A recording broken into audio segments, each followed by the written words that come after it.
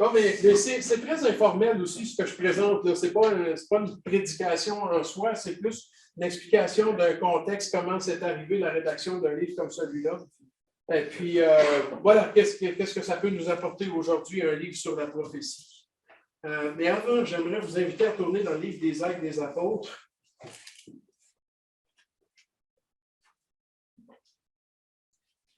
Chapitre 1.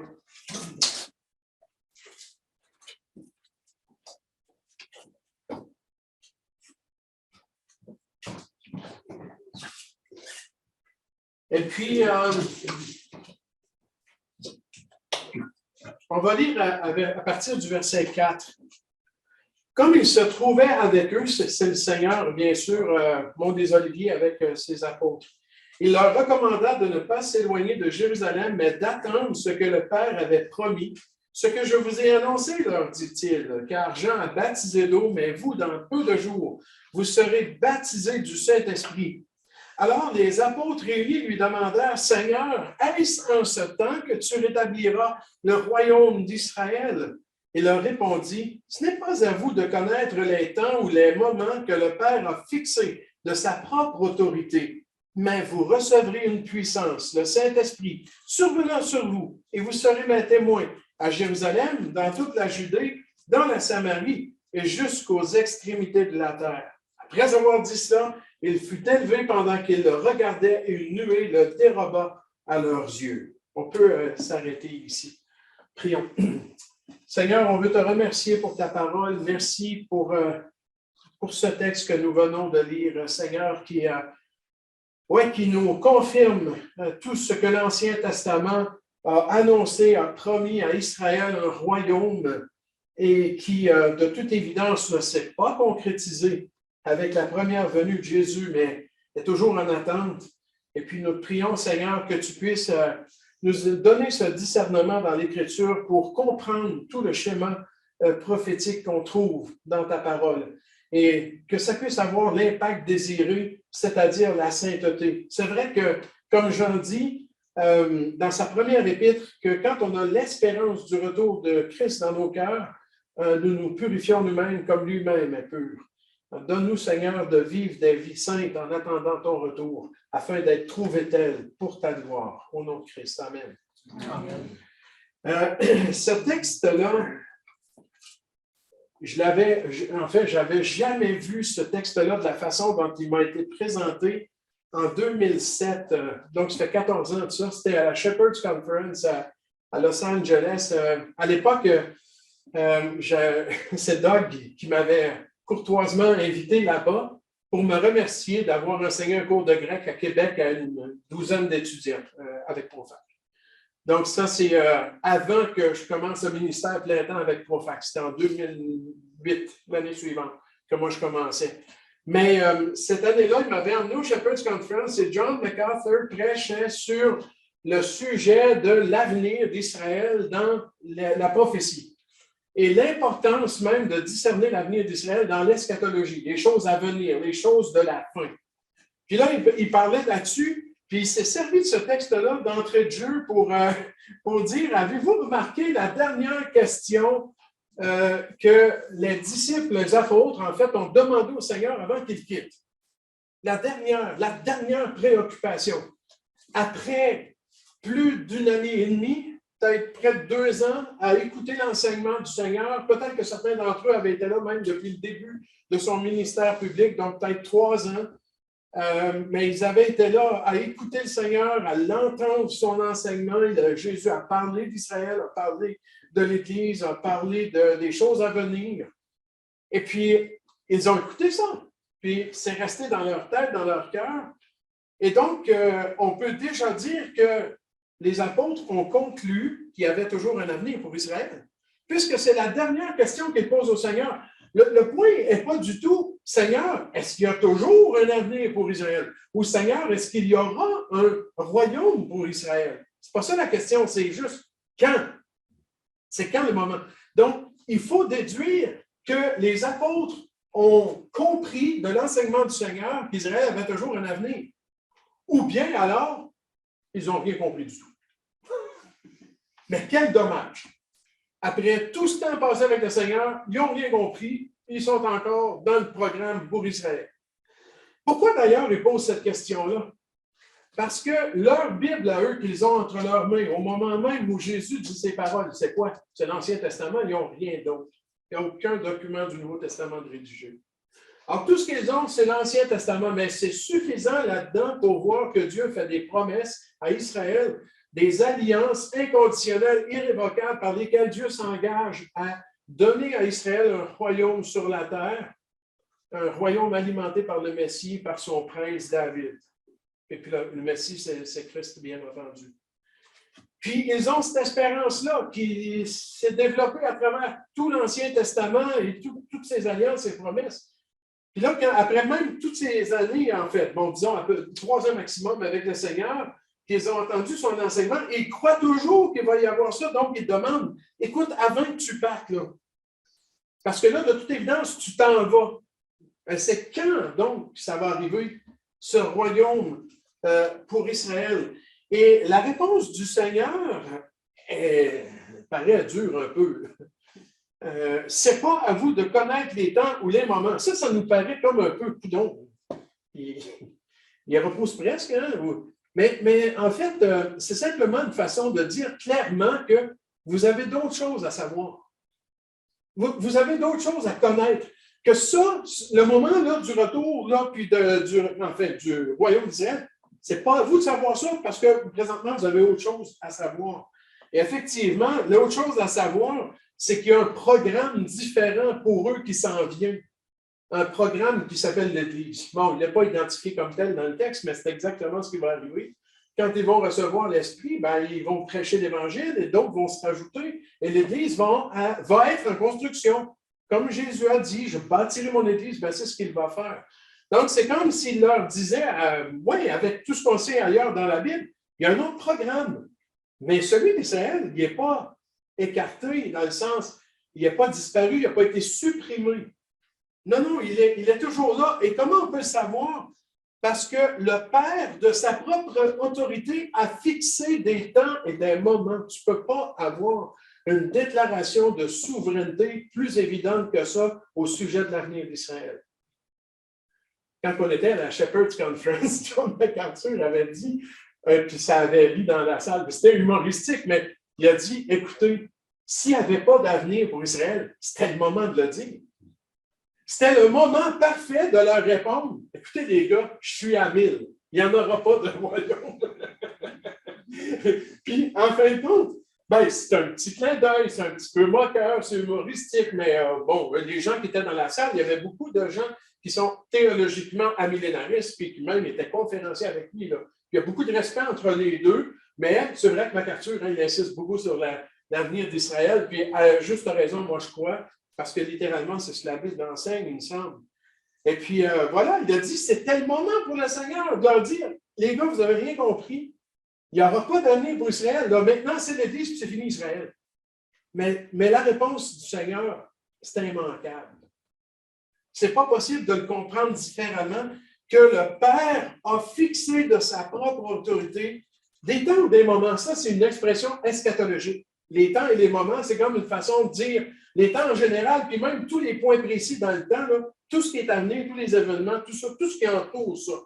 Le Père a fixé un moment autoritairement, donc souverainement. Il y a un avenir pour Israël.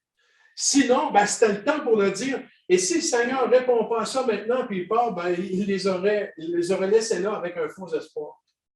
C'est peut-être un raisonnement là, circulaire, mais je trouve qu'il y a du sens quand même, le raisonnement. Je me dis, c'est vrai que c'était le temps de leur dire, mais effectivement, ils détournent leur attention tout de suite. C'est des réponses brèves, claires du Seigneur. C'est comme ça qu'il enseignait. Voilà pourquoi il est le maître enseignant. Hein. Puis, il leur dit tout de suite, on tourne l'attention ailleurs. Qu'est-ce que vous allez faire? Recevez le Saint-Esprit, hein? Vous allez attendre, ça va arriver. Puis ensuite, ben, partez puis allez. On prêche l'Évangile. Et puis avec tout ce qui suivra dans le Nouveau Testament par la suite, ben, on va découvrir qu'effectivement, Dieu a un avenir pour Israël. Dans cette même conférence-là, dans l'introduction, il y avait eu la lecture de ce passage-là C'est d'ailleurs sur Internet, sur le site Grace to You, vous pouvez trouver, mais il y a une citation qui m'a frappé. Je l'ai gardée ici en anglais. Je vais essayer de le traduire directement.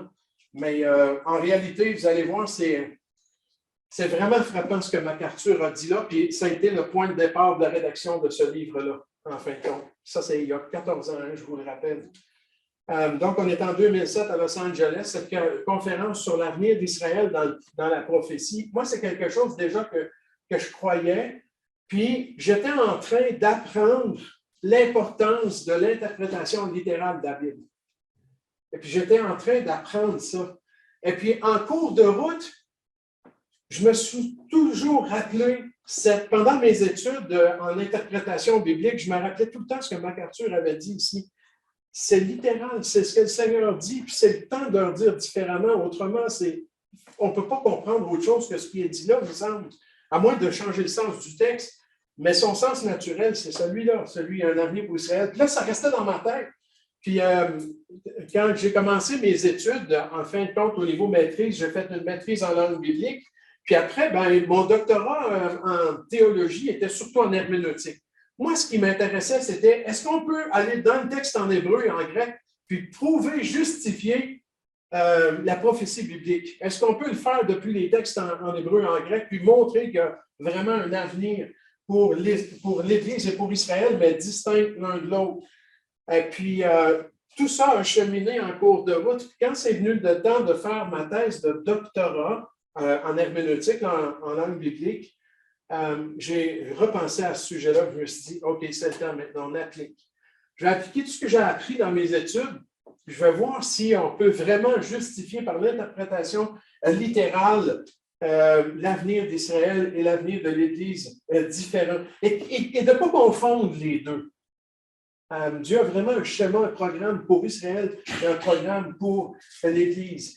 Et ce qui m'avait vraiment convaincu d'aller dans cette direction-là, dans ma thèse, c'est quand je me suis rappelé l'introduction, parce que je suis allé revoir les notes de MacArthur, de son message, hein, ça a été tapé et mis en ligne.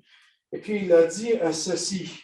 En fait, il est en train de défendre l'idée de l'avenir d'Israël, puis il disait pourquoi on remet en question l'élection et l'avenir d'Israël fondés sur toutes ces belles alliances que Dieu a faites quand on a des règles d'interprétation solides. Comment on peut faire ça? Il faut changer notre interprétation.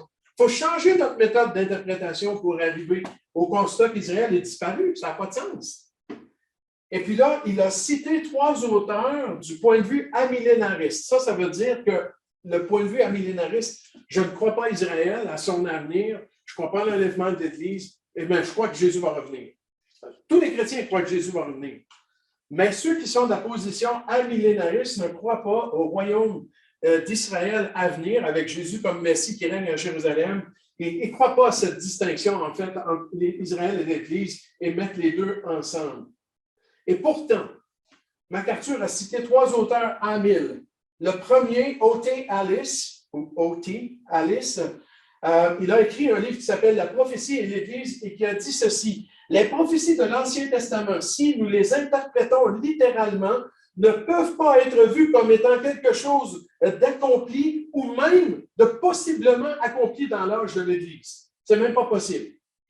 Vous comprenez ce qu'il vient de dire? C'est un auteur amile qui dit si on interprète littéralement les prophéties d'Israël, on ne peut pas trouver aucun temps où ça s'accomplit dans l'Église. Ce n'est pas possible. Ça ne rentre pas dans le cadre de l'Église. Ça n'entre pas dans ce contexte-là. Qu'est-ce que ça suggère, ça? Il faut que tu changes ta méthode d'interprétation. C'est tout simple. C'est ça que ça suggère. Là. Change ta méthode d'interprétation. Parce que si tu es littéral, oublie ça. Ça ne marche pas. Ça ne marche juste pas. Tu ne peux pas prendre des textes de l'Ancien Testament et les amener dans l'Église en disant ça concerne l'Église. Non, ça ne concerne pas l'Église. Ça concerne Israël. Puis là, quand je dis ça, je veux juste faire une parenthèse, c'est que oui, ça concerne Israël, mais il y a des leçons morales pour l'Église. Là. Tu comprends? Toute l'Écriture est inspirée de Dieu et utile pour nous corriger, nous convaincre, nous les croyants dans l'Église. Mais ça, c'est ce qu'on parle de l'application, le sens moral d'un texte. Oui, c'est vrai. Mais le texte, qui concerne avant tout? C'est ça qu'on doit se poser comme question. Puis en général, vous savez que, pas en général, tout le temps, la vérité morale enseignée pour l'Église va être exactement la même pour Israël. Ce n'est pas qu'il y a 2 vérités différentes. C'est toujours la même, mais elle s'applique contextuellement, premièrement à Israël et ensuite à l'Église. Ça, c'est vrai, ça peut arriver. Il a cité un deuxième auteur qui s'appelle Floyd Hamilton, le fondement de la foi millénaire, si je peux le traduire comme ça. Puis il a dit ceci. Maintenant, on doit franchement admettre qu'une interprétation littérale des prophéties de l'Ancien Testament nous donne un portrait exactement tel que les prémillénaristes le voient. C'est intéressant, ça? C'est un habile qui ne croit pas du tout à rien de ce que les prémiles enseignent, mais qui dit, franchement, on est obligé de dire que si on interprète littéral, ils ont raison. C'est intéressant, ça. Et là, plus ça va, là, ben moi, ça me travaille. Là. Je suis assis, je suis en train d'entendre ça dans la salle. Je dis, OK, c'est spécial. Est-ce qu'on peut le démontrer maintenant? Et puis, ensuite de ça, ben, le troisième qui a été cité, Lorraine Butner, qui est plutôt un post-millénariste, qui a été qualifié de amillénariste par MacArthur, mais c'était plutôt un post. Ça se ressemble. De toute façon, il ne croit pas à l'avenir d'Israël tel qu'on l'envisage. Et dans son livre Le Millénium, il dit ceci. Nous sommes obligés de croire que si les prophéties doivent être interprétées littéralement, elles enseignent sans aucun doute un avenir pour Israël. Dans le pays de la Palestine, avec les Juifs au centre comme étant le peuple dominant et un royaume qui s'étend sur les autres nations. J'étais assis à ce moment-là parce que si j'avais été debout, j'aurais tombé assis, c'est sûr. C'est incroyable de lire une chose pareille. Je résume ce que Lorraine Butner dit dans son livre. Je l'ai acheté, le livre du Millénium, évidemment, pas longtemps après. Et j'ai, en fait, c'est une critique de ce livre-là que j'ai fait dans ma thèse de doctorat. Mais j'ai lu ce livre-là et j'ai dit, est-ce que ça se peut qu'il a vraiment dit ça comme ça? MacArthur n'exagère même pas. Puis effectivement, il dit comme ça. Si on interprète littéralement les prophéties de la Bible, on est obligé de croire à un avenir pour Israël. Une restauration d'Israël. Maintenant, tout ça amène parfois, par incompréhension, je pense, des déductions qui sont fausses. Par exemple, ceux qui s'opposent à l'avenir d'Israël disent vous enseignez contraire à l'Épître aux Hébreux. C'est ça qu'ils nous disent, les amis. Ils vont dire vous dites que les Juifs vont être restaurés, qu'ils vont être restaurés dans leur sacrifice au temple, que la loi mosaïque va être restaurée. La réponse, c'est non, pas du tout. Ce n'est pas ce qu'on dit. Ils ne vont pas être restaurés dans l'ancien état de choses. Ils vont être restaurés dans le contexte de la nouvelle alliance de Jérémie 31. Et le contexte du nouveau temple, celui d'Ézéchiel, pas celui de Salomon, ni celui d'Hérode, ni celui de Zorobabel, ça n'a rien à voir. Et encore moins celui de la tribulation à venir. Non, ça c'est un nouveau temple avec des dimensions précises. Et c'est avec des sacrifices semblants pour le péché qui n'auront pas pour but d'effacer le péché, ce qui n'est pas possible, qui ne l'était pas d'ailleurs non plus sous la loi, n'est-ce pas? Mais qui enseigne autre chose. Et un retour, un regard derrière ce que Jésus a fait. Alors, quand j'ai entendu ça, ces citations-là qui avaient été faites, et puis je me suis dit, c'est vrai que dans nos milieux, on a quand même grandi dans l'enseignement prophétique littéral dans la Bible, puis on a un schéma prophétique assez clair, il me semble, dans nos assemblées de frères. Mais ça m'a donné l'occasion de revoir un peu tout le système, puis réfléchir à est-ce que finalement, on peut vraiment s'appuyer sur une interprétation littérale pour parler de prophétie? Et est-ce que c'est cohérent? Puis après avoir fait ce travail-là, moi, j'en suis plus que convaincu. Mais je vous avoue qu'en cours de route, j'ai laissé des choses de côté. Il y a des choses que je me suis rendu compte, OK, ça, c'est la théologie, ça. Ça, c'est trop. Ça, on va trop loin. Comme le genre Apocalypse 2, là, les églises qui représentent des périodes de l'histoire de l'Église, puis que Laodicée, c'est l'Église d'aujourd'hui. Puis ça, là, c'est trop loin, ça. C'est pas l'interprétation littérale, ça, c'est de l'interprétation fantaisiste.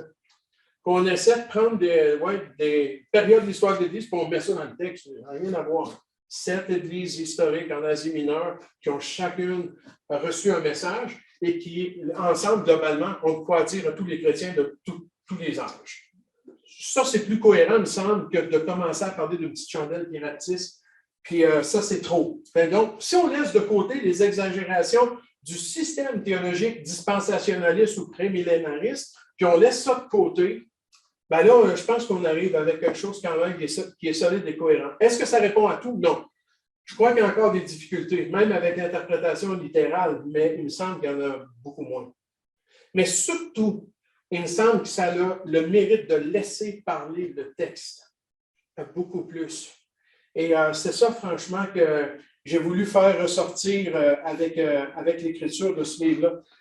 Au départ, j'ai pris le livre de Lorraine Butner et puis j'ai lu son livre, en fin de compte, qui est une position post-mill. Puis j'ai remarqué quelque chose. J'ai noté toutes les méthodes d'interprétation qu'il utilisait. Il y en avait 6 différentes.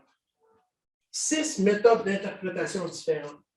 Quand il arrivait sur des textes prophétiques, son interprétation devenait allégorique ou symbolique, et puis là, il appliquait ça à l'Église ou à d'autres situations sans plus tenir compte du tout du contexte. On partait carrément à gauche, à droite. Et ça, je l'ai noté, ça. J'ai noté les textes où il faisait ça. J'ai montré ensuite, par la suite, que l'interprétation littérale restait cohérente malgré tout. Ça m'a étonné de voir ça, mais c'est impossible d'arriver à un autre constat parce que lui-même le dit. Je ne peux pas rester littéral, je vais être obligé d'adhérer au système prémisse. Je vais être obligé de reconnaître qu'il y a un avenir pour Israël. Mais quand on réussit à démêler, je pense, là, l'idée de restaurer Israël comme avant. Non, non, non, pas comme avant, pas du tout.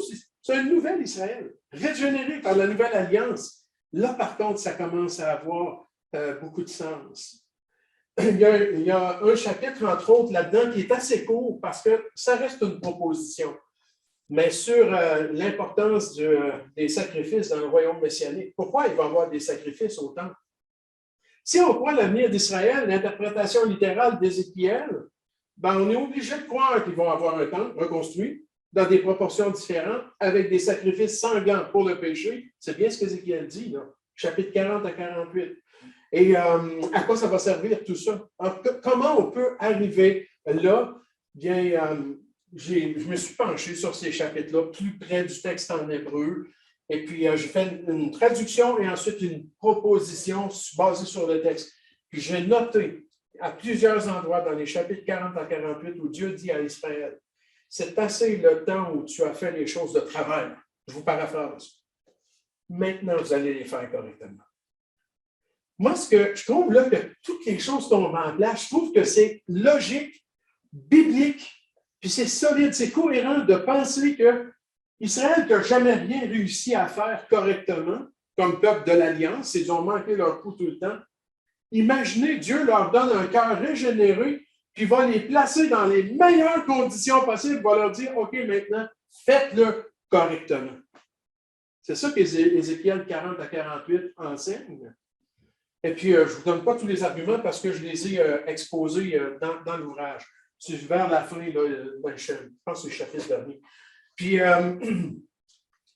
tu vois que Dieu va donner un cœur régénéré à Israël.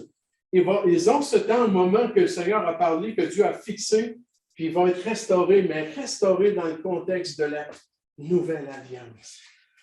Ça va être extraordinaire. Dieu va leur permettre de faire ça. Puis pour moi, c'est la raison principale pourquoi le royaume messianique a une durée. Combien de temps ça dure? 1000 ans.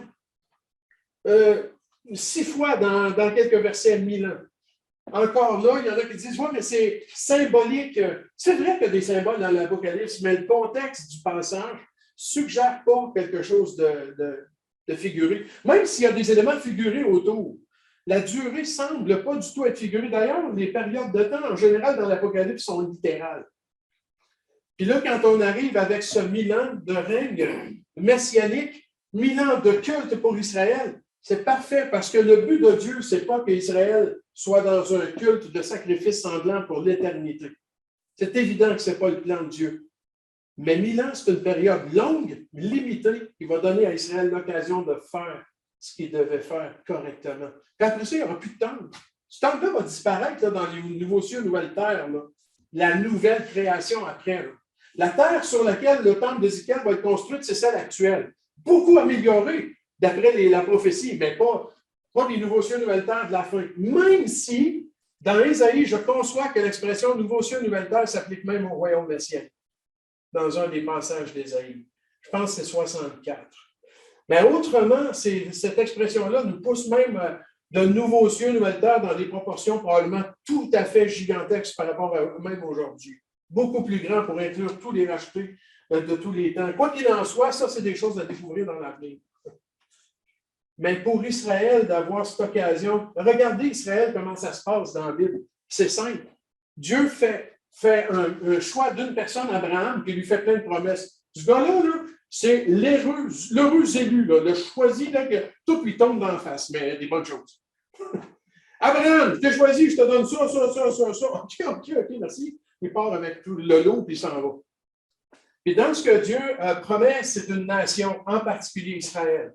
Et on le voit par la suite, ça se réitère à travers tout l'Ancien Testament, cette promesse-là revient. Israël reçoit les promesses. Puis à travers ces promesses-là, Dieu leur dit, maintenant, je vais vous donner un code de conduite. Je vais vous montrer comment ça fonctionne. Parce qu'il y a toujours le péché en arrière-plan qui n'est pas réglé, là, depuis Adam. Là. Donc, il leur donne la loi mosaïque qui a, entre autres, comme but de leur donner un code de conduite dans la relation avec Dieu. Avez-vous remarqué comment c'est détaillé, ça, la loi mosaïque? C'est hallucinant. Tu sais, on a déjà l'institution d'Apâque en Exode 12, mais depuis Exode 19, 20, là, aller jusqu'à la fin du Pentateuque, c'est gros, ça, là. Toute la fin d'Exode, Nombre, Deutéronome, Lévitique, bien sûr. Puis là, on arrive à la fin, là, puis écoute, tu as tout, là, regarde, on a tous les détails de toute la loi mosaïque. Tu arrives dans les livres de Josué, juste tout de suite après, tout tombe à terre. C'est quand qu'ils ont célébré la Pâque dans l'Ancien Testament, qu'ils devaient faire annuellement? Ça a l'air qu'on peut compter presque ses doigts d'une main. Hein? C'est donc bien bizarre, ça. Il y a eu tellement de détails, d'efforts, entre guillemets, pour leur donner tout le code de conduite. Et tout l'Ancien Testament, même si on n'a pas à mettre un chiffre là-dessus, nous dit qu'Israël a passé à côté. Est-ce qu'ils ont vraiment servi Dieu comme ils devaient le faire, d'après la loi mosaïque, au tabernacle et au temple? Dans les deux cas, les deux temples, les deux bâtiments ont disparu, détruits. Un à Silo, l'autre à Jérusalem. Bang, c'est terminé. C'est fini, tu sais. Puis tu lis des phrases comme un des Xème rois de Juda, Joas ou Josias, ou je ne sais plus, qui dit il restaure la Pâque. On n'avait pas célébré de Pâque depuis le temps des grands-mamans, je ne sais pas trop où. Tu sais, ça te dit, quelque part, tu te dis attends, là, qu'est-ce qu'ils ont fait, Israël, finalement, avec tout ce qu'ils ont reçu comme bagage légal de la loi mosaïque? N'importe quoi, l'idolâtrie, le péché, désobéissance, révolte, rébellion. Ils n'ont jamais rien fait de bien qui vaille avec tout ça, finalement. Donc, je veux dire, ça, on le sait en lisant notre Ancien Testament qu'Israël n'a pas du tout répondu aux attentes de Dieu, n'est-ce pas? Ça n'a pas fonctionné. Pourquoi? Parce que le péché n'était pas réglé. Il y a là le problème. Le péché n'était pas réglé. Et puis, Dieu fait des promesses quand même. Il fait des alliances. Il en fait 4 inconditionnelles et révocables avec Israël. Une 5e qui est conditionnelle et temporaire, l'alliance mosaïque. Mais dans l'alliance abrahamique, puis dans l'alliance du pays, dans l'alliance davidique et dans la nouvelle alliance, Dieu dit à Israël, c'est comme ça qu'il faut que ça fonctionne. Oublie ça. Alors, quand Jésus vient, ça se conclut de la meilleure manière au possible qu'on pouvait s'attendre. On rejette le Messie. Quoi s'attendre d'autre? C'est tout le temps ça de l'histoire d'Israël. Rejette le Messie. Et c'est là qu'intervient la question la plus importante que Paul pose au sujet d'Israël. Romains 11. Dieu a-t-il rejeté son peuple? Puisque mon travail était l'exégèse des textes originaux hébreux et grecs, ben, je vais vous faire remarquer quelque chose, mais qui ne se voit pas en français. C'est malheureux, mais avec les logiciels, maintenant on peut le voir. Mais la forme de la question en grec indique déjà c'est quoi la réponse. Quand Romains 11, 1 dit « Dieu a-t-il rejeté son peuple ?» la réponse c'est non, puis je le sais avant même de lire la question, parce qu'en grec, il y a un petit adverbe de négation placé au début qui dit « Ah, OK, c'est une question, puis la réponse va être non. » J'ai aucune idée c'est quoi la question. Je sais juste que c'est quoi la réponse. Intéressant, hein? Bon, ça, c'est pour ceux qui connaissent le grec. C'est un bel avantage. Mais par la suite, c'est clair. Tu n'as pas besoin de savoir le grec pour lire la suite. Dieu a-t-il rejeté son peuple? C'est pas une réponse loin de là, point d'exclamation. Prenez cette expression-là partout quand Paul dit loin de là. C'est quand il veut dire hey, t'es mieux de ne pas comprendre ça. Là. Comprends le contraire. C'est pas vrai du tout. C'est pas comme ça. Là. J'aime ça comment il y a des traductions ont rendu ça loin de là. Le quinci n'advienne de la Darby n'aide pas nécessairement, mais ça dit quand même qu'il ne faut pas que ça arrive comme ça. Il ne faut pas que ce soit comme ça. Non, il ne faut pas que tu conclues ça. Puis non seulement ça, mais au verset 2, Dieu n'a point rejeté son peuple qu'il a connu d'avance. Ça prend quoi comme réponse plus claire? Là? Malgré tout, la suite du chapitre, comme vous allez le voir à un moment donné dans le livre, c'est 6 arguments que Paul va utiliser, dont l'alliance abrahamique avec tout l'exemple de la masse, puis des branches, des racines, puis tout ça, là, les oliviers. Ça, c'est l'alliance abrahamique. Puis là, il s'en va avec ces 6 arguments pour dire attends un peu, Dieu a un avenir pour Israël.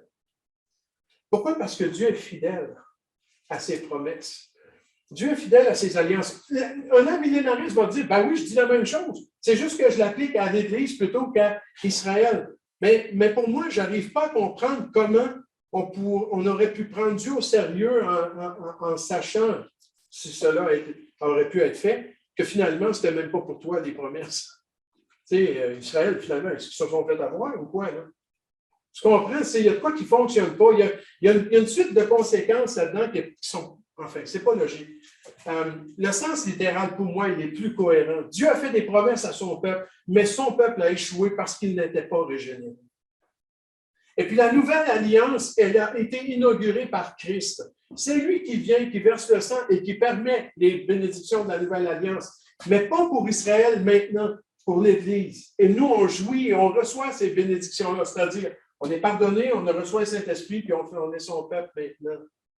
Mais avec Israël, ça va arriver encore. Et la nouvelle alliance, elle n'est pas tout à fait même accomplie, parce qu'il reste des choses pour Israël qui ne nous concernent pas directement, même si on va être là, puis on va le voir quelque part aussi. Mais voilà, il y a un avenir pour Israël, puis Paul voulait s'en assurer auprès des chrétiens de Rome. J'espère que vous comprenez que ce n'est pas vous exclusivement là, les promesses de l'Évangile, que vous n'avez pas remplacé Israël, que vous n'êtes pas la continuité d'Israël, que franchement, vous recevez ces bénédictions-là par grâce de Dieu, pure grâce. Vous avez été greffé à quelque chose qui ne vous appartenait même pas. On n'est pas des Israélites, n'est-ce pas? On n'était pas de peuple juif, on n'était pas du tout dans le peuple de Dieu, on était loin, comme dit l'Épître aux Éphésiens. Mais maintenant, par le sang de Christ, on a été rapprochés. Quelle grâce! Paul dit aux chrétiens de Rome, vente-toi pas. Là. Commence pas à dire, regarde-moi cette bande de tarlates juifs, ils ont été jugés, écartés, puis nous, maintenant, on est vraiment le peuple de Dieu. Tu sais. Oui, OK, c'est vrai qu'on a reçu les bénédictions, mais ils sont encore dans les plans de Dieu. Et je trouve que de façon globale, quand on regarde l'Écriture, on arrive à cette conclusion que, et c'était le titre du livre, Le plan de Dieu pour Israël et l'Église. Au départ, ce n'était pas ça du tout le titre, là, c'était une thèse de doctorat. Hein. C'était plutôt une défense biblique de l'interprétation littérale dans l'eschatologie et la prophétie en réponse à l'argument de Lorraine Butler. David Gadot a dit pas très vendeur, ça. Il dit, je pense qu'on va rappeler notre coup. Et puis, on a décidé de simplifier ça. C'est vrai qu'il y a quelques arguments qui ont été laissés de côté, qui étaient beaucoup trop techniques. Même personnellement, moi, je me suis dit, les gens vont se décourager à la lecture du premier chapitre, là, pas l'introduction, mais sur la révélation progressive de Dieu, sur les principes herméneutiques. Là, je disais, est-ce qu'ils vont se rendre, en fait, au chapitre qui était important, c'est le chapitre des alliances bibliques, chapitre 3. Enfin, je ne suis pas convaincu encore que le livre n'est pas... il n'aurait pas pu être simplifié davantage, mais là, franchement, il faut aussi mettre les principes clairs. Mais j'espère que ça ne découragera pas personne. Le chapitre 1, 2, c'est toujours plus dur, une introduction. Puis là, après ça, ça rentre, là, puis ça commence à rouler. Puis là, je me dis que ça pourrait changer. On peut vraiment croire avec ce livre-là qu'on met les choses dans une perspective assez claire. Tout en admettant les limites qu'on peut avoir dans la compréhension eschatologique prophétique. C'est tellement large, c'est tellement vaste. Mais pour moi, l'impact le plus important de tout ça, quand on a lu un livre comme celui-là, ou disons qu'on a un schéma prophétique plus clair, pour moi, c'est qu'on devient des chrétiens qui sont calmes par rapport à tout ce qui peut arriver. Je suis convaincu que l'importance de la connaissance prophétique, c'est une grande bénédiction. Puis à ce sujet-là, je vous rappelle le verset 3 de Apocalypse 1, qu'on avait lu ensemble en introduction, je crois sincèrement à la réalité de cette promesse-là. C'est une promesse, hein? C'est vraiment une bénédiction, une promesse qui nous est donnée dans Apocalypse 1, verset 3, puis d'ailleurs qui est réitérée plus tard à la fin du livre. Heureux celui qui lit et ceux qui entendent les paroles de la prophétie et qui gardent les choses qui sont écrites car le temps est proche. Heureux. Il y a une bénédiction pour les chrétiens qui étudient la prophétie biblique, qui discernent les voies de Dieu.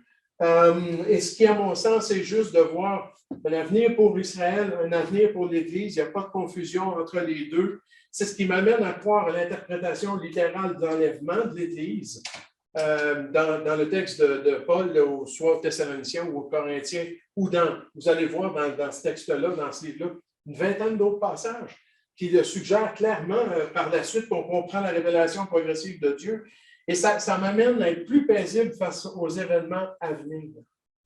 Maintenant, j'aimerais vous amener dans un texte qui, pour ajouter à ce que je viens de dire, un texte d'une importance capitale au niveau de la prophétie. C'est un texte qui va être expliqué dans le livre, puis conjointement avec d'autres textes de Daniel. Mais si vous tournez au livre de Daniel, chapitre 9, je voudrais qu'on lise ensemble les versets 20 à 27.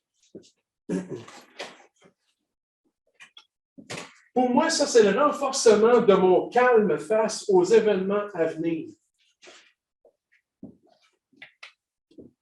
Savez-vous une question? Vous la connaissez, la question qu'on a souvent abordée dans les enseignements prémillénaristes. C'est clair pour tout le monde, prémillénariste? Ça veut dire qu'on croit que Jésus va revenir avant d'établir son règne messianique. Il va revenir premièrement, et puis il va établir ensuite son règne messianique. Il va venir pour juger. Et puis, dans cette position-là aussi, on parle de l'enlèvement de l'Église pré-trib, c'est-à-dire avant la tribulation à venir. Et la tribulation, ça s'appelle dans le livre de Daniel 9, la 70e semaine de Daniel. Ça fait partie d'une prophétie beaucoup plus large qui couvre toute l'histoire d'Israël depuis la domination babylonienne jusqu'au retour de Christ. Jésus appelle ça dans Luc 21 le temps des nations, c'est-à-dire toute la période pendant laquelle Jérusalem est foulée aux pieds des nations. Et là, Jérusalem a un sens littéral, sans doute, mais comporte aussi l'idée même du cœur même de la vie sociale, politique et religieuse d'Israël. Ils sont toujours foulés aux pieds des nations. Mais aujourd'hui, on dirait, ben non, Israël, ils sont revenus chez eux en 47-48. Pensez-vous qu'ils contrôlent Jérusalem? Franchement, je veux dire, suivez juste un peu la politique, tout le monde sait que Jérusalem est tellement divisée, tellement qu'on m'a même refusé l'accès à certains sites avec une lettre du ministre du Tourisme signée de sa main. J'avais ça dans mes poches, qui me disait, tu peux filmer où tu veux en Israël avec les gars de l'heure de la bonne nouvelle en 2013. Puis à 2 places dans Jérusalem, on m'a dit, va jouer plus loin avec ton papier. OK. Va au consulat de France si tu veux tourner ici. Pas Israël, que tu dois parler ici avec les Français. OK. Jérusalem foulée aux pieds par les nations. Encore. On ne s'est pas sorti encore, ce n'est pas fini. Jésus va mettre fin à ça, mais tant que aussi longtemps qu'il ne sera pas revenu, c'est comme ça. Et donc, cette grande période-là, elle est prophétisée de façon extraordinaire par la vision des 70 semaines. Et dans les milieux prémille et dispensationalistes, on a souvent suggéré que,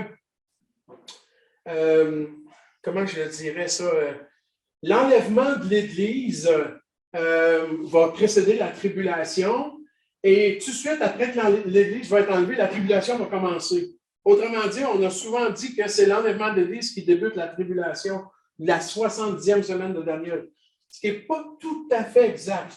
Ce n'est pas ça qui déclenche la tribulation. C'est plutôt l'alliance entre Israël et l'Antichrist, la bête d'Apocalypse 13, là, qui va déclencher cette semaine terrible, intense, de tribulation. Et puis, on a aussi souvent suggéré que l'Église serait préservée de la colère de Dieu. Et donc, parce que Thessaloniciens dit qu'on n'est pas destiné à la colère, on ne sera pas dans la tribulation, puisqu'elle s'appelle la colère, cette période-là, parfois. Comme on le voit dans l'Apocalypse, d'ailleurs, une période de colère, etc. OK, ça a du sens, mais pour moi, ce n'est même pas l'argument principal. Pourquoi je crois que l'Église ne sera plus là, que Dieu a un plan pour Israël et un plan pour l'Église dans la prophétie, et que je crois que l'Église ne sera plus là parce que l'Église n'est pas dans la structure et le schéma prophétique des 70 semaines. Moi, c'est l'argument principal. Ce n'est pas qu'on n'est pas destiné à la colère. Je pense qu'avant tout, ne pas être destiné à la colère, c'est qu'on n'aura pas le trône blanc. C'est-à-dire qu'on ne sera jamais jugé pour nos péchés. Ça, c'est ce que je crois fondamentalement par rapport au fait de ne pas être sous la colère de Dieu. Je connais les 2-3 textes comme Apocalypse 3, là, où il dit, c'est dans Apocalypse 3, il dit te garderai hors de l'épreuve, etc. Puis là, on dit, ça prouve que l'Église ne sera pas dans la tribulation. Mais pour moi, la plus grande preuve, la plus solide, elle est ici.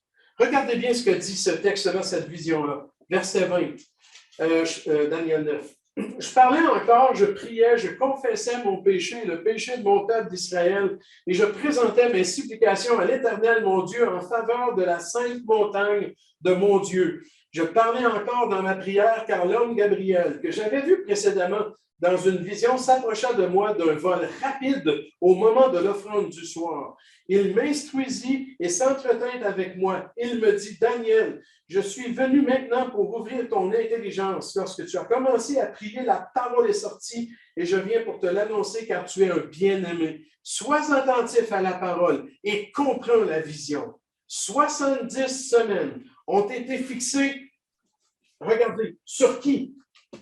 Sur ton peuple. Daniel, il est quel peuple? Israël. Et sur ta ville sainte. C'est intéressant, ça, hein? Jérusalem. Pour faire cesser les transgressions et mettre fin au péché. Donc, là, il va donner une suite de buts. Là. Pourquoi ces 70 semaines-là? C'est pour arriver à la fin où on va arrêter les transgressions, mettre fin au péché, expier l'iniquité et amener la justice éternelle. Ça, c'est pas possible sans la nouvelle alliance, là. C'est clair. Sceller la vision et le prophète. La vision et le prophète, c'est une façon de dire sceller la prophétie biblique. C'est ça qui va mettre terme pour Israël. Et pour oindre le Saint des Saints, certainement une référence, l'onction du temple d'Ézéchiel à venir. Quoi qu'il en soit, verset 25. Sache-le donc et comprends. Depuis le commencement, où la parole a annoncé que Jérusalem sera bâtie jusqu'au Messie. C'est quoi ça, la parole qui a annoncé? C'est le décret de Cyrus ou Artaxerxès. Là, les commentateurs sont séparés, mais ce n'est pas grave. Il y a une parole qui est sortie à un moment donné qui a dit « Allez rebâtir ». Vous vous rappelez de ça? La fin de la période babylonienne, des 70 ans de captivité. Mélangeons pas ça avec les 70 semaines, c'est autre chose. Et puis voilà, c'est une parole de décret qui dit « Allez rebâtir jusqu'au Messie ». Au conducteur, il y a 7 semaines et 62 semaines. Ensuite, donc, il y a comme 2 périodes séparées. 7 semaines, c'est probablement le temps de reconstruction du temple de Jérusalem sous Zorobabel. Et puis après ça, c'est tout le temps qui reste jusqu'à ce que le Messie arrive, les 62 semaines qui suivent. Les places et les fossés seront rétablis, mais en des temps fâcheux. Ça n'a pas été facile de reconstruire Jérusalem, rebâtir les rues, rebâtir les maisons dans les vallées, tout ça, ça a été tough. Il y a plein d'oppositions. Lisez Néhémie Esdras à ce sujet. Vous allez tout comprendre cette phrase-là. En des temps fâcheux, difficiles. Après les 62 semaines, donc, après toute cette période de temps-là, qu'est-ce qu'il y a dans cette période de temps-là, en réalité, quand on tient compte des autres prophéties de Daniel dans ce livre-là? Hein? Il y a les Mèdes et les Perses, il y a les Grecs d'Alexandre, puis il y a Rome qui s'installe. Oui, c'est ça, c'est les nations qui se continuent. Puis c'est la vision précédente là, des empires. C'est là-dedans. Là. Et puis là, on arrive au Messie, puis après ces 62 semaines-là, le Messie sera retranché, il n'y aura pas de successeur. Mais c'est lui qui vient mettre le point final aux alliances. Donc, on ne doit pas en attendre un autre après. C'est le même qui va revenir. Mais ce ne sera pas un successeur. Regardez ce qu'il dit. Le peuple d'un chef qui viendra détruira. Qui va détruire? C'est le peuple, pas le chef. C'est le peuple d'un chef qui viendra, qui va détruire. Donc, autrement dit, ce texte-là est en train de dire que le peuple qui va détruire Jérusalem, là, qui va l'acheter à terre, là, il y a un lien direct avec le chef à venir, qui lui est l'antichrist à venir dans les temps plus tard. Voyez-vous ce que je suis en train de faire? Interprétation littérale, grammaticale, historique. en train d'essayer de changer le sens des mots, je fais remarquer ce que le texte dit. C'est ça l'interprétation littérale. Puis c'est tellement cohérent, c'est ça que j'essaie de faire ressortir à travers tout ce livre-là. Remarquez les détails de ce qui est dit. Le peuple d'un chef qui viendra. Mettez d'un chef qui viendra une parenthèse. Le peuple détruira la ville et le sanctuaire. Et sa fin arrivera comme par une inondation. Donc la fin du sanctuaire, la fin de Jérusalem, enfin. Tout ça va être détruit. Intéressant, l'idée d'une inondation, c'est comme ça que Joseph Flavius décrit la destruction aussi. Et il est arrêté que les dévastations dureront jusqu'au terme de la guerre. Donc, Israël va être dans une période de conflit, ça ne s'arrêtera pas. Ça va être comme ça. Jusqu'à ce que, au verset 27, il, là le il, c'est un pronom, il faut trouver l'antécédent. C'est qui l'antécédent? C'est le chef qui va venir. Là, maintenant, on est rendu à lui. Le peuple a fait sa job, le peuple romain, il a tout détruit, puis le chef qui est à venir. Et là, il y a un lien. Là, c'est pour ça qu'on parle souvent d'une Rome rétablie à travers les liens entre le chef et le peuple. Mais quoi qu'il en soit, sans aller là, puis sans sentir la nécessité même d'identifier à ce point-là, ce qu'on voit clairement, c'est qu'il va faire une solide alliance avec plusieurs pour une semaine, toujours dans le même contexte des autres semaines. Donc ça, c'est la 70e. Il y en a 69 découlés, là. Ça, c'est la 70e. Il va faire une alliance avec plusieurs pour une semaine et au milieu de la semaine, il fait cesser le sacrifice et l'offrande. Ça, c'est une expression idiomatique qui parle du culte juif. Le sacrifice et l'offrande. C'est comme si tu résumais tout le système sacerdotal juif par ces deux mots-là. Le dévastateur commettra les choses les plus abominables. C'est de là que vient l'expression de l'abomination, de la désolation, jusqu'à ce que la ruine et ce qui a été résolu fondent sur le dévastateur. L'Antichrist va être écrasé. Quand tu arrives, laissons ça de l'autre côté, juste 2 secondes. Allez dans Daniel 12.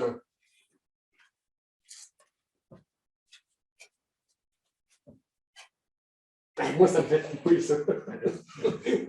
J'ai plus hâte de lire le texte. Le verset 11. Daniel 12, verset 11, on est à la fin. Depuis le temps où cessera le sacrifice perpétuel et où sera dressée l'abomination de la désolation, OK, version seconde, c'est du dévastateur. Là, il fait allusion à quoi?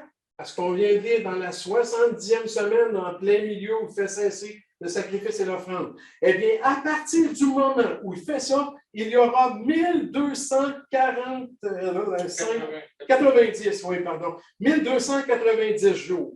OK. Attends une minute. C'est quoi ça? 1290 jours. Combien ça dure en jours, les deux périodes de la 70e semaine de Daniel? 1260. Donc, la première moitié, qui correspond à 42 mois, ou un temps, des temps, la moitié d'un temps, ou si tu veux, 3 ans et demi. Le premier 3 ans et demi, en période d'année, de mois de 30 jours, c'est donc 1260 jours. Là, ici, on a un petit supplément. C'est un supplément de, on tombe à 90, donc de 30 jours ici, mais dans l'autre supplément, check le verset suivant. Heureux celui qui attendra et qui arrivera jusqu'à 1335 jours. Autrement dit, aux 1260 jours de la deuxième moitié de la semaine de Daniel, la grande tribulation, il y a un rajout de 75 jours au total. Pourquoi? OK, si on interprète allégoriquement ou figuré du tout ce que tu veux, ça devrait passer. N'importe quoi. Trouve un sens à ça. Mais si tu veux être littéral, tu dis, OK, attends un peu, il y a 75 jours supplémentaires qui sont rajoutés à la toute fin de la grande tribulation. Le Seigneur doit revenir, le Seigneur doit juger les nations, séparer les brebis des brebis, doit juger Satan et la fausse trinité, ils doivent ramasser les corps un peu partout, ils doivent reconfigurer développer les 75 jours. Est-ce que ça a du sens, ça? Il y a une série d'événements qui doivent tenir place avant que le royaume messianique commence. Donc, ce n'est pas 3 ans et demi, Jésus revient, on commence à régner. Dans ta minute, il y a du ménage à faire. Il faut que le jugement ait lieu entre les brebis et les boucs. Donc, Personnellement, je pense que la meilleure interprétation littérale de ce texte, c'est OK, voilà, on a le délai qui va permettre tout ce qui est à mettre en place. Après ça, le royaume commence. Et là, les 1000 ans vont pouvoir commencer. Non, mais ça n'a pas de sens, ça. C'est incroyable. Je trouve que c'est beaucoup plus solide quand on regarde juste ce que le texte dit dans son contexte. On dit, OK, lui, c'est vrai, Daniel, il ne dit pas exactement tout ce qui va arriver, mais avec le discours de Jésus sur la montagne des Oliviers qui explique tout ce qui va se passer à son retour, bon, ça se peut que ça prenne 75 jours après tout. N'oubliez pas une chose, que quand Jésus va revenir ici sur la terre, les minutes, les secondes et les jours vont continuer. Hein? Le temps, là, on ne tombe pas dans... Oui, nous, on est séparés de ça dans le sens où on est dans l'éternité, mais nous-mêmes, nos actions avec le Seigneur vont être sur la terre pendant 1000 ans. Donc, quelque part, au même titre que Jésus lui-même, qui est pourtant éternel, il rentre dans le temps et il s'y fixe. Donc, c'est vrai que l'éternité, ce n'est pas là. L'éternité, c'est quand tout va être détruit, nouveau ciel, nouvelle terre. Là, on rentre dans l'éternité, c'est autre chose. Mais jusque-là, on est toujours encore lié au temps.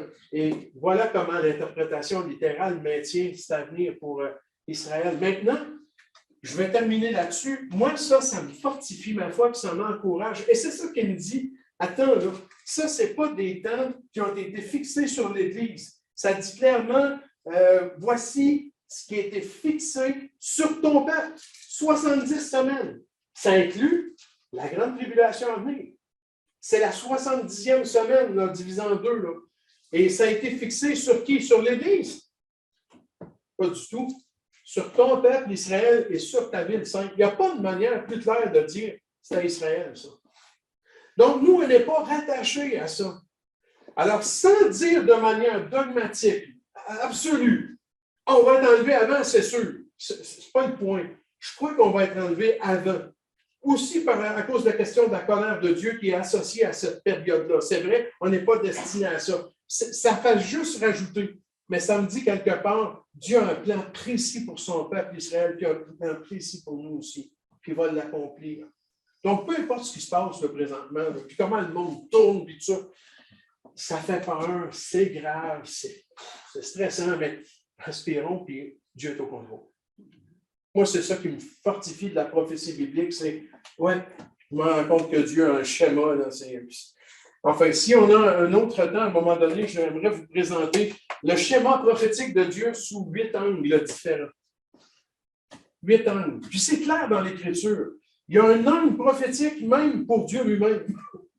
Dieu se révèle dans la prophétie et à travers la prophétie, il y a des choses qu'on va voir et on va connaître de mieux en mieux de Dieu. Puis c'est vrai aussi pour les nations du monde. Connaissez-vous le schéma prophétique de Dieu pour l'Égypte? Il y a tout un plan pour de restructuration et de restauration de l'Égypte. L'Égypte, tout à l'heure, Dieu va dire, voici mon peuple. C'est spécial, ça, là. Ouais, prions ici. Seigneur, notre Dieu, quel livre important que la Bible. Père, donne-nous de passer du temps de qualité à lire, à garder les paroles. Tu as dit une bénédiction, Seigneur, à la toute fin de ta parole. Heureux ceux qui entendent et gardent les paroles de la prophétie. Donne-nous, Seigneur, d'accumuler dans nos cœurs comme un trésor ta parole prophétique. Donne-nous qu'elle ait un impact réel sur nous et sur notre vision des choses du monde qui nous entoure pour rester calme et te faire confiance. C'est vrai, Seigneur, que c'est vraiment énervant tout ce qu'on vit, puis c'est angoissant, mais on a confiance en toi, Seigneur. Puis on veut vraiment se réfugier en toi. Donne-nous vraiment d'être affermis par ta parole. C'est au nom de Jésus. Amen. Amen. Merci de votre attention.